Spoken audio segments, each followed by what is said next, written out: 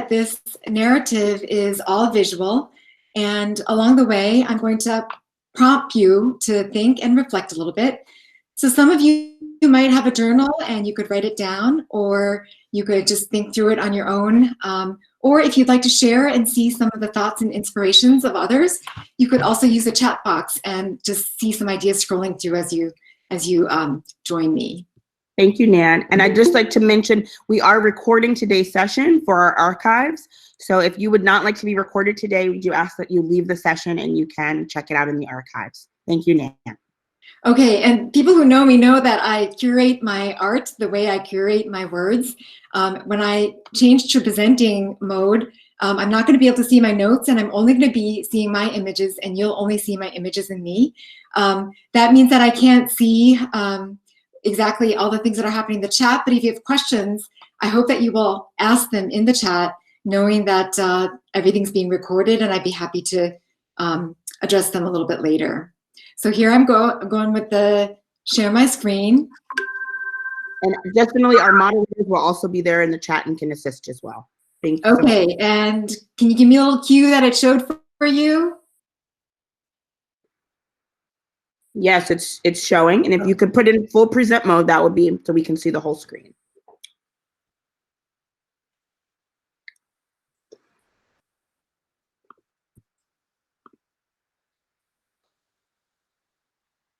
Okay, is it showing for you?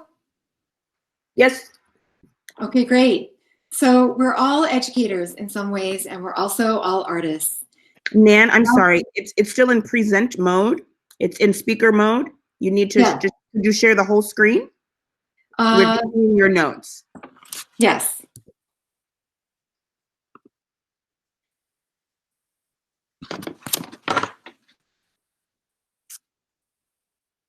Okay.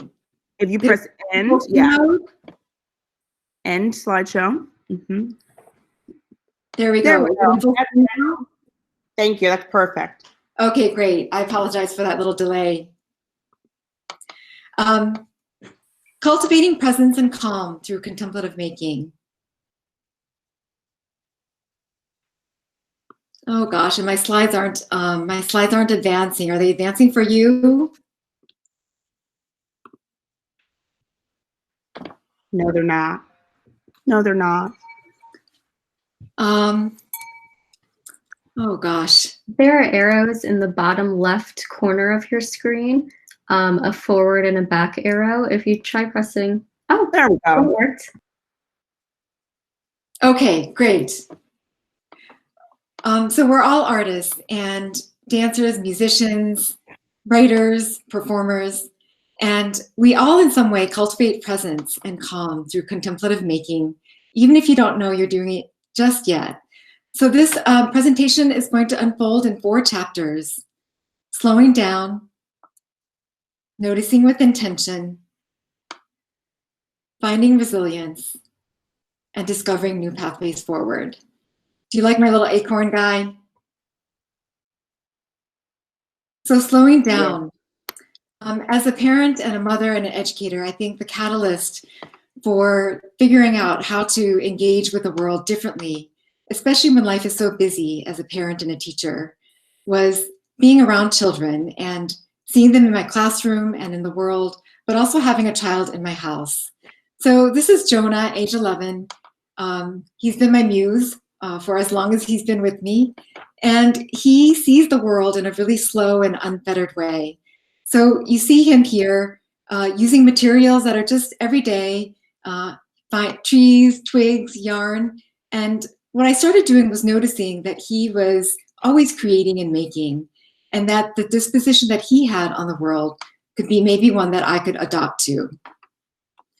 So over the years, I realized that making happens in lots of ways, even when you're not really thinking about making practice. It could happen outdoors, indoors, in small pockets, in whatever way that comes to mind based on the materials that are around us. Little by little, I started noticing that nature was really a profound muse and force that propelled his making. And I started to think about what the notion of making and creative practice really means to me. I mean, I've been an artist for my entire life, but I think seeing through Jonah's eyes made me really think about what practice could possibly look like. So we spend a lot of time outdoors. Lately, we have some land in West Virginia, and over the summer, he started paying attention to all the chickadees that would come by. And then there were other ways that he would make and engage with materials. And in his engagements, he would be fully embodied using his soul, his mind, his body, his hands. And together, we were always in a space together making. So sometimes the materials that we think about for creative process aren't necessarily art materials, but maybe they're tools and objects and everyday things that are already around us. So if you have a journal there, or maybe if the chat box is open there on your upper right, you could take a moment and just think, what are the ways in your life that you're already making? So maybe you're baking or crocheting or knitting or dancing and making music. Maybe you're singing or gardening. So take a moment and just write down and maybe share with one another some of the ways that making embodies itself in your life. So I'm going to pause here and there in this presentation so that you can write a little bit. And in those moments, I would love for you to just jot things down, and I'd love maybe for you to share some of those a little bit later. So the materials for making are everywhere, and cedar rounds that maybe we wouldn't have thought too much about became sort of this amazing raw material to make something with, as an example.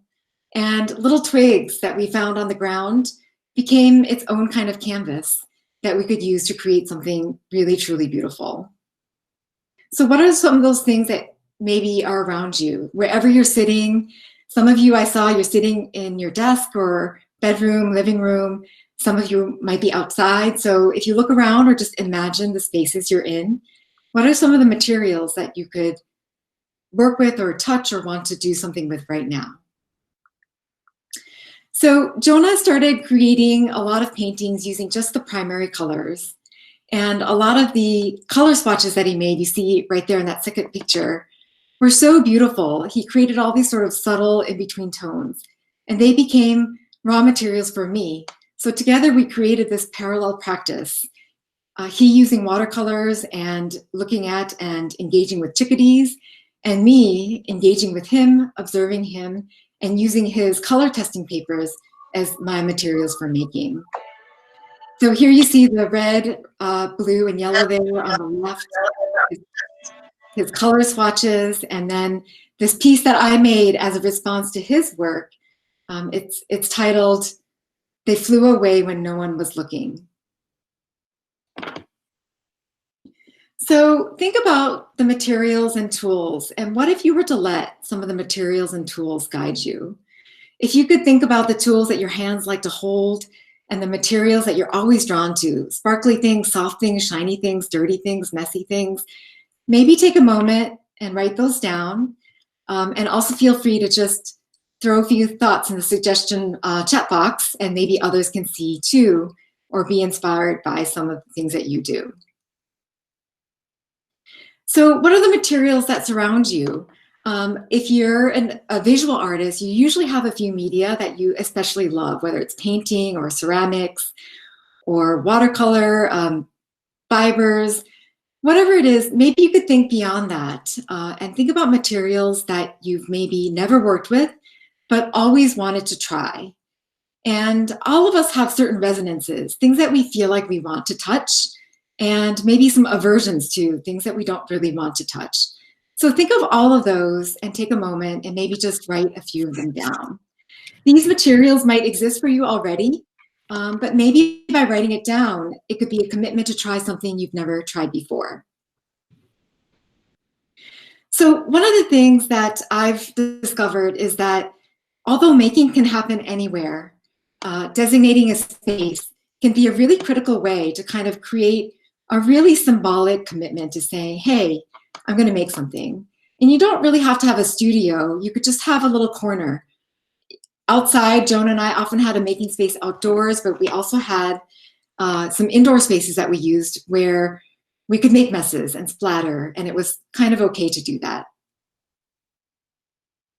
So noticing with intention, I want to talk a little bit about the power and connection that I feel with nature. And since you've joined me here today for this seminar, there's something about this natural world that also resonates with you. While walking along one day, I found this little guy.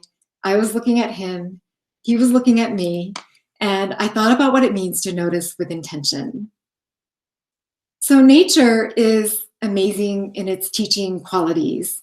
It's resilience, it's patient, it cultivates calm and presence. Nature just is, and she can astound us with the unbelievable beauties that are always just there if we're just willing to take a little time and maybe slow down and notice. So you'll see lots and lots of photos in this visual narrative, and they're all just little capturings that I've collected along the way, just using my iPhone. So humans have a natural capacity to see things that are tied to our experiences. So if you think about how we wander through the world, maybe our own dispositions and our own experiences and our own knowledge shapes the things that stand out to us. So in this case, collecting some hearts. But nature has a way of providing us the raw materials, and then we soulfully, embodying our present moment, can sort of envision and bring some meaning to the things that we see. So little things like moss growing on trees, some of the strange things that nature kind of puts forth in front of us that might make us scratch our heads and wonder what they are. All of these things can kind of become raw materials that inspire our making. As humans, I think that we're naturally drawn to some of the things that we see, smell, view, wonder, and maybe by paying attention and collecting some of them, they could become some of the raw materials for you. So these little rocks are actually very small, and I purposefully blew them up with the idea of sharing how sometimes mundane things, there are millions of these on the ground, and they're so mundane, and we probably walk by them every day. So what if you were to take mundane things like little rocks and just paid closer attention? What would that do for your moment in that day in terms of being present, and maybe also for your artistic practice? So also, nature makes me think a lot about this incredible nuance of time. So ephemerality is a word that I love, and I think when I'm outside, I think about it more than at any other time. Sometimes the weirdness of nature's manifestations are just just so crazy. And hang on just a second.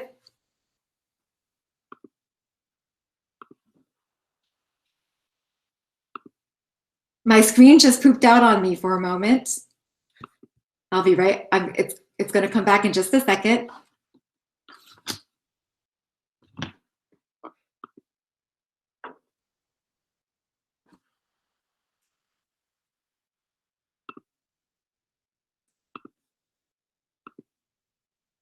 Nan, we can see the images very clearly. We're right on that leave something behind slide. Okay, great. I have to share with you all that my husband, who works in tech, fully believes that there are humans in this world that are tech glitches, because for whatever reason, technology always doesn't cooperate with me. So you're on the leave something behind screen, and I'm going to go from there. All right. So imagine that you are able to encounter these beauties in nature and think about its ephemerality. And maybe by being in it, you could relive some of your childhood. Things like climbing trees. I mean, I do this with Jonah. Jonah does it all the time, but I hadn't for years as an adult. So what if you were to climb for just a moment, even a low branch, and leave something beautiful behind? I think I've learned as a student of nature to accept small gifts and hold them and appreciate them. And then rather than just leaving them where they are, what I've been doing lately is taking them with me into the studio so they become, again, raw materials for making.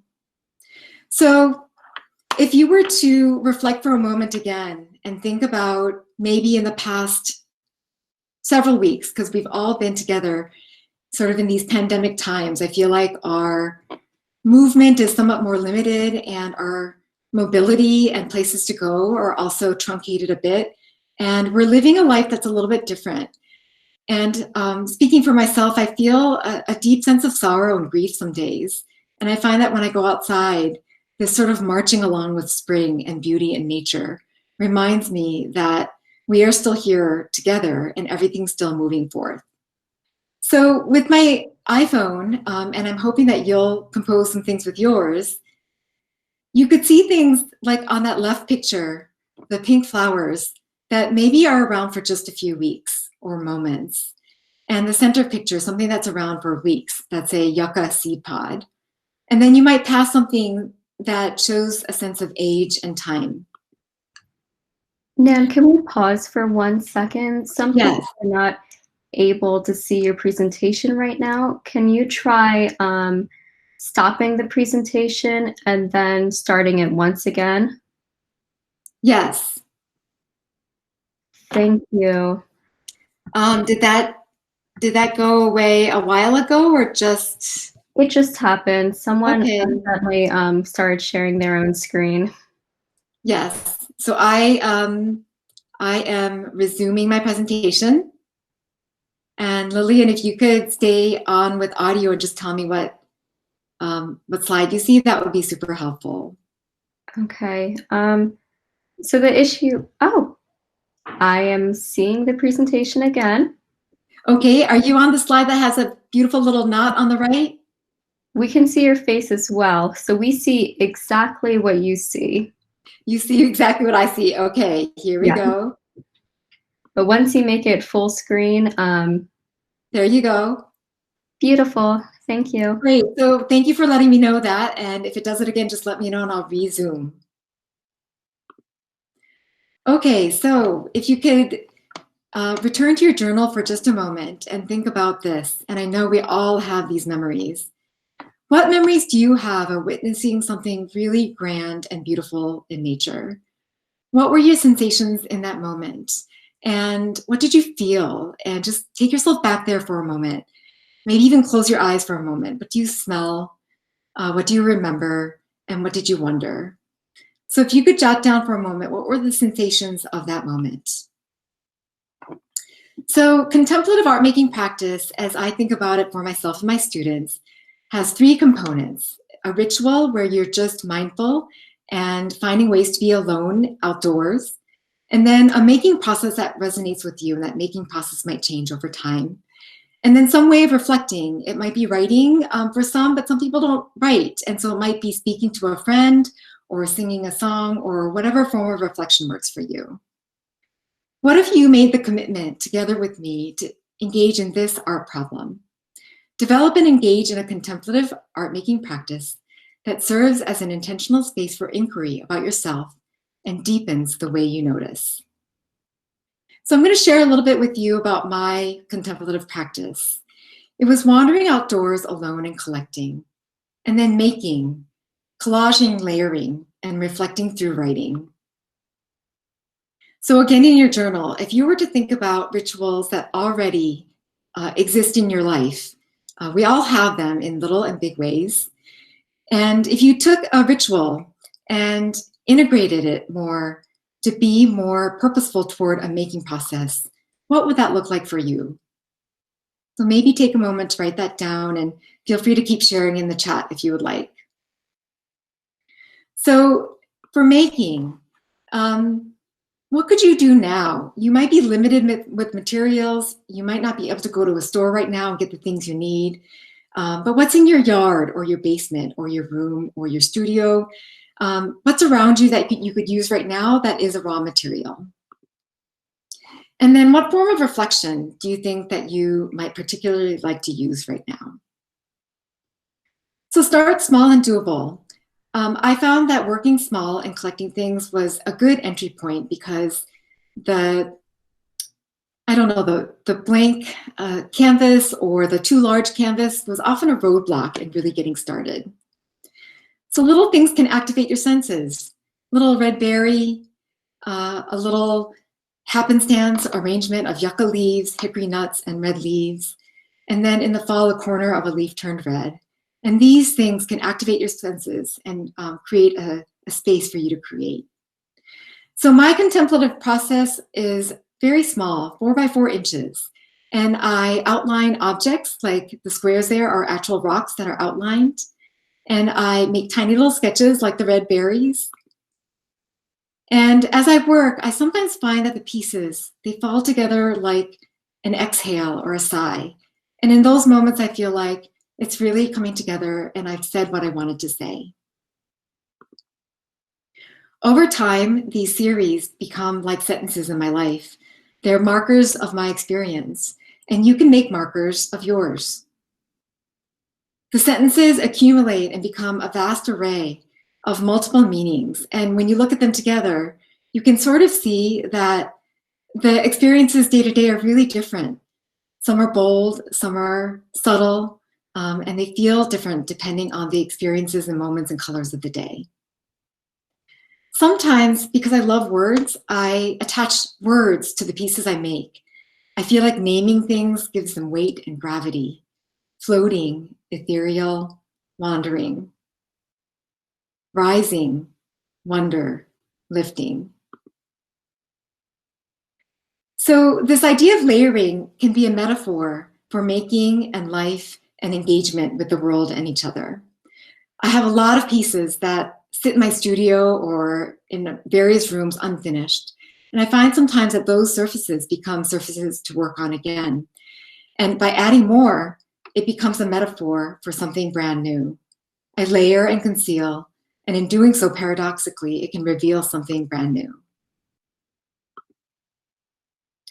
So the gradual spaciousness that started to arise in my life through making, through working with these ephemeral moments, created this really amazing internal spaciousness in me. And I think as a teacher and being so busy, that internal spaciousness was something that I hadn't thought about as much. But when I started to, the energetic shift of that impacted my teaching more positively. And not only that, but my interactions with family, friends, and the world. So the overall elements of positivity just kind of extended everywhere. By doing this and making, you're making a process visible. So ask yourself this. Let's all ask this of ourselves. And I'm going to just let you read that rather than reading it to you.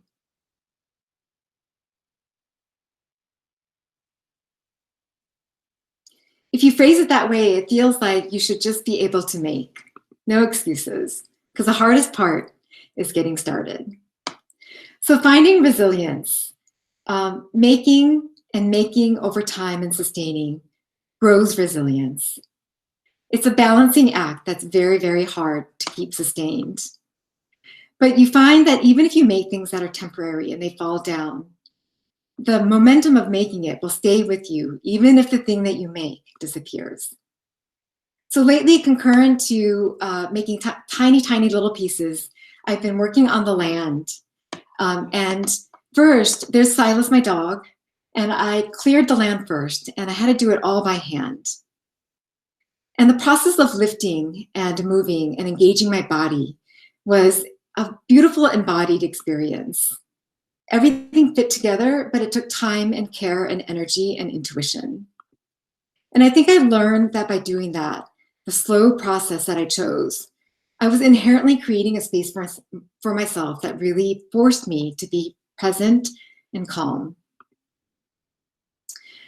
So little by little, if you start with one little rock, as I did, it might grow into something that transforms into something ginormous and huge, something you could never have imagined had you not started with one small step. So take a moment now and think about the materials in your environment that could be used for making. What could those be? Feel free to share in the chat and just think about things that maybe you hadn't thought of before. And if you were to gather things and gather lots and lots of stuff, what would that be? For whatever reason, I gathered lots of rocks and kind of left them in their environment for others to encounter. And I learned little by little to not make things too precious. It was really important to allow play to come into my making, to be whimsical, and to just let them exist where they are. I started to look at things that I walk by all the time, like little parts of the deck or pieces of wood, and looked at them anew.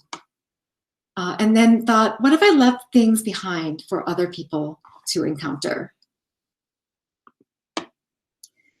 Sometimes you might make things or shapes might find you and you can just let them unfold over time without thinking too much about its meaning.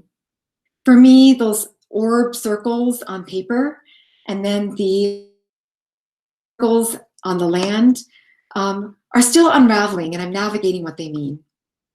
By engaging in this process, however, I find that my body and my hands and my heart and soul and nature are leading me to making. And rather than thinking too much about how things look, I'm finding that I'm just making. And by doing that, the meaning and process unfolds and creates its own momentum and impetus. So these things, because of rain and gravity, and of course the dog running around and Jonah running around, don't last long. So I've learned to document what I make little by little. And I started putting my feet in them just to kind of remember the scale. So I make lots and lots of ritualistic enactments. And some of these are very large and some of them are very small. And they are a ritual grounding force in my life. Maybe for you, by finding some making process, it can be.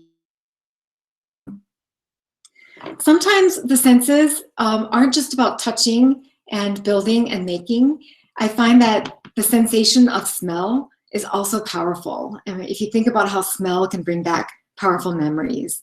So red cedar, I didn't realize why red cedar was called red cedar until I cut it open. It's beautiful. And by using its beauty, it led me in a new direction of making in a way that I never would have thought of before. Which leads us to this fourth chapter, Discovering New Paths Forward. This is the thing that I would, the thing that I think I've discovered the most, especially the past 6 weeks of just really thinking hard about this, is that making leads to more making. So if you're feeling busy and teaching and your kids need you, or you're just feeling tired and sad about the state of the world and finding it difficult to know where to begin, I think the most important thing is to give yourself permission to be a little sad and to not always be productive, because it's okay. We're all not productive a lot of the time. And little by little, by pulling myself out, I realized I just had to lift a rock, and then it led to more making. Sometimes the results as a result of doing that will really, truly surprise you. So what I'm finding little by little over time is that sometimes the material kind of runs its course and then you just walk away from it. But I think the important thing is that you return and never stop making. So if you think about the integration of something that you see in nature and make something, you can tell yourself, you don't have to make something from nothing. What I've done is let nature be my muse and let the things around me be my muse. And I make something from something. And by doing that, I end up creating pieces intuitively and embodied bodily with my hand and heart. Sit with your pieces for a little while. You've made something that has never existed before. And in looking at that, you now know something that you didn't know before. So think about what that might mean and maybe write about it. And think about when that's happened to you or how you could make it happen. And it will lead to more making and more inspiration. So lately, the red buds, I missed the whole season because of the stay-at-home shelter. I don't have red buds here, and I've been mostly at home, as probably have you been too. But they fall on the ground, and they fall like little secrets in these little pockets. I took close-ups where they kind of fell between the rocks. And they became the inspiration for journaling, which you see on the lower right there, and making.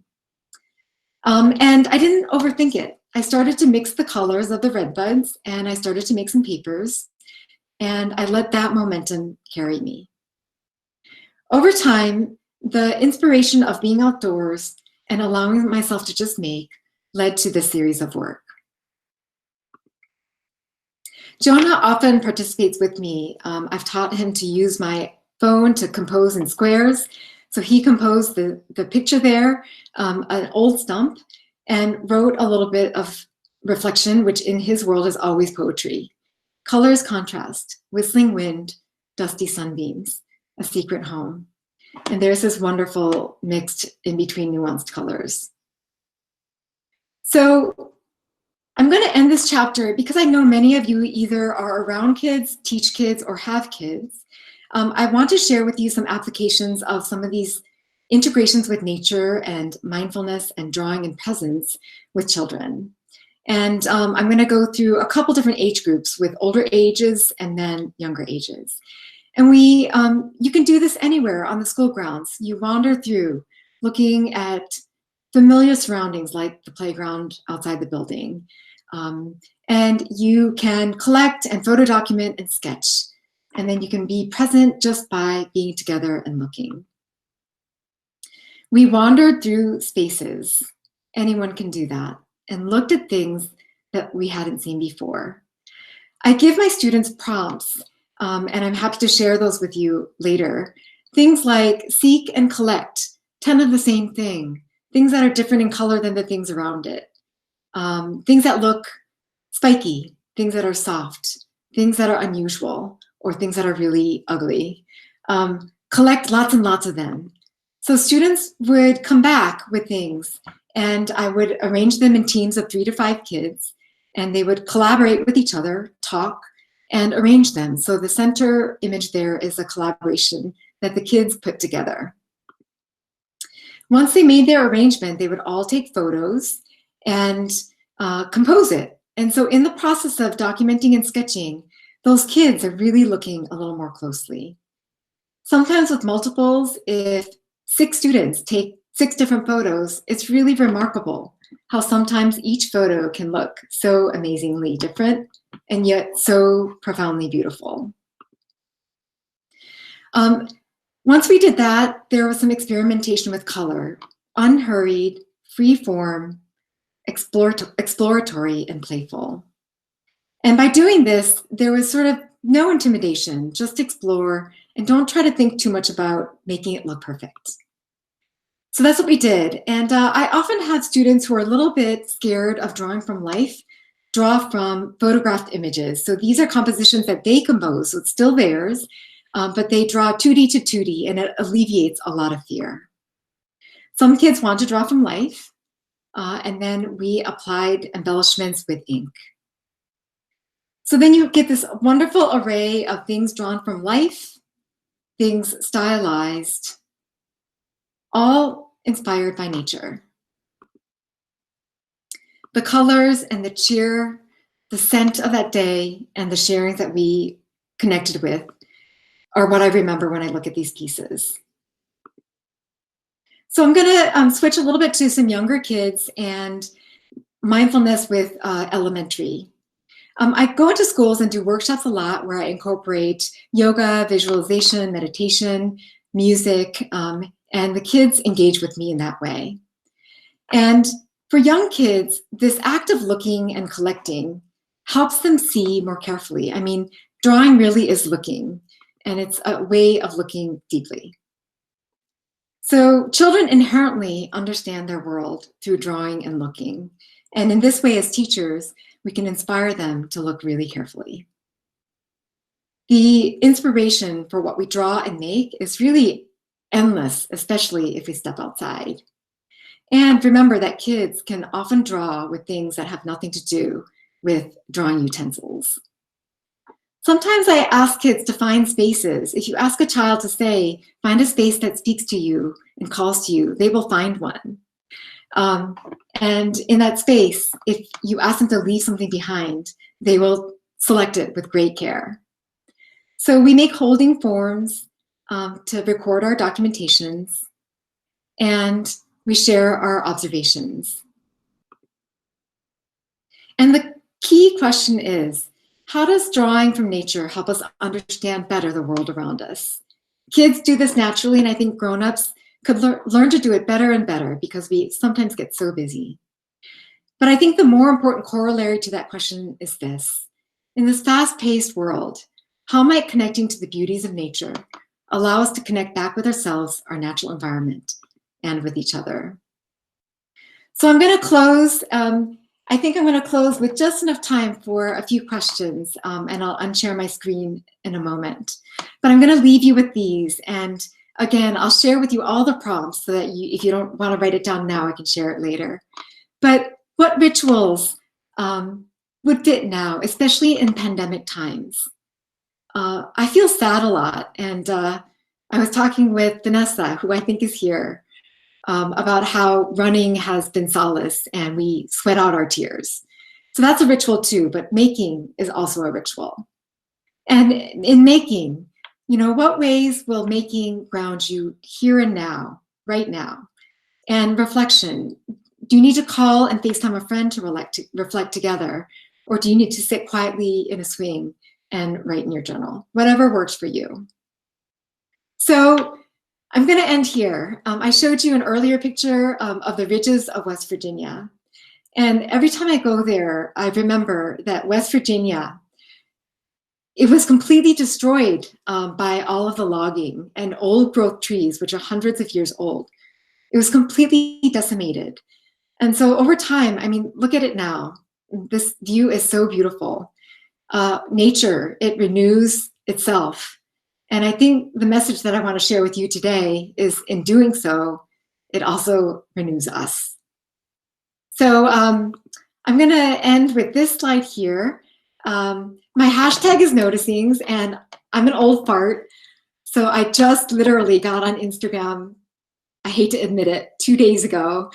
But this is the hashtag that I'm going to start posting a lot of stuff. And if you'd like to follow me, I'm going to start posting my daily rituals with this hashtag. And I'm really hoping that you at home will maybe use this hashtag to post your noticings, but also maybe the resulting things that you create. So I'm going to escape out of this, and I am going to unshare my screen.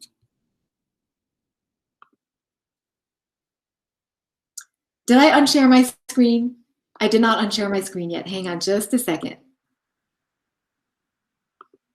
Here we go. Thank you so much, Nan. What an incredible presentation. Are you open to having a few questions from attendees? I am, absolutely. Great. All right. If anyone has a question, if you'll drop your name in the chat, and then we can call on people in that order. That'll just help us to keep. That sounds great. Excellent.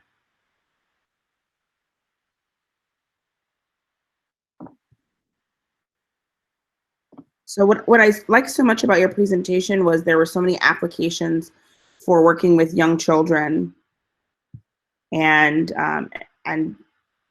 yes, it's a rich and moving, inspiring presentation. Yes, very much true. Nan, could you share your Instagram handle with us as well? Well, you know what we'll do is we'll ask Nan to kind of type up some of those things, your Instagram handle, maybe share that slide with your new hashtag, and we'll share that with everyone. I'm happy to do that. I actually have a whole bunch of resources and prompts that go with this presentation that I didn't get to share because I don't have them memorized. They were in my notes. And I'm happy to send those along with my contact info and my Instagram handle. It's Nan Park 14, although I think it's going to change soon. But what I'm going to do is I will start by posting a bunch of stuff, and I'll look for you. A lot of you are my Facebook friends, and follow you, and then you can follow me as well. That's excellent. I have a few questions from the chat. Amy Eisner just asked if this will be if this recording will be available later. And yes, we're going to upload it onto our website, msdefinearts.org, where you can find archives of many of the sessions. So you'll find it there.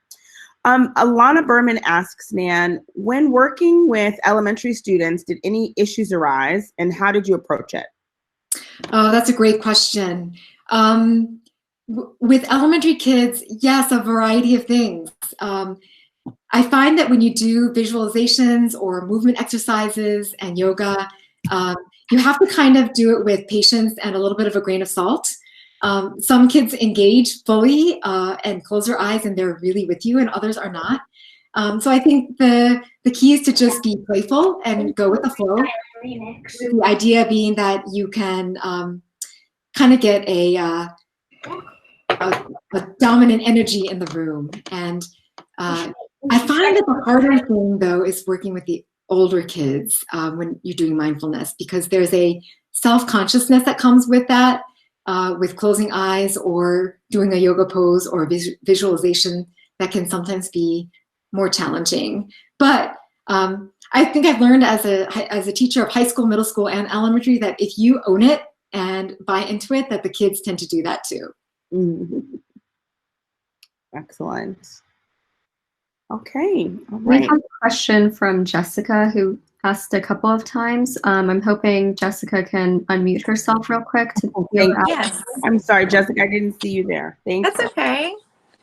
Hi, Nan. Hi, Jessica. Great to hear your voice. I hear you and see you. Yes, I miss you, and that was so wonderful.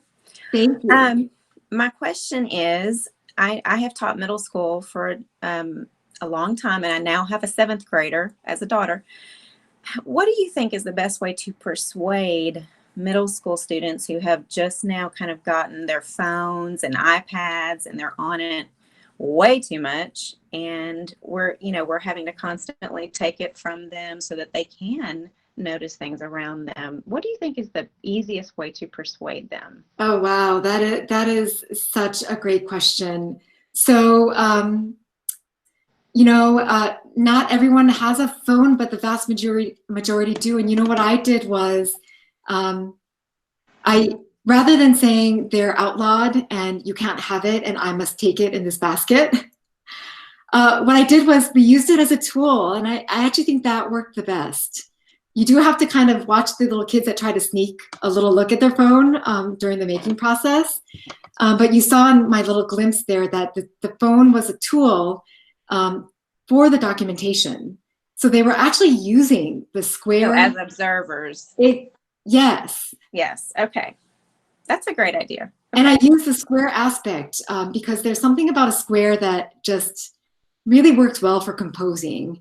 It's more interesting to me than a square is a circle. They're symmetrical and beautiful. Rectangles can be boring, I think. But the square on the iPhone is a viewfinder, and if you encourage kids to use that and empower them as a tool, they usually will be pretty good about it. Okay. Thank you so much. You're welcome. Excellent.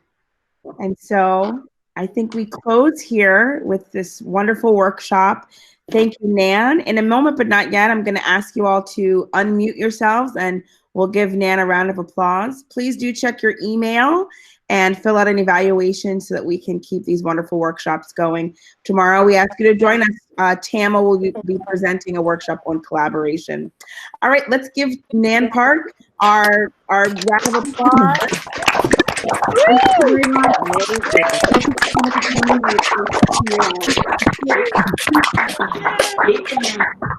Thank you so much, everyone. Bye, everyone. See you tomorrow. Bye, everybody.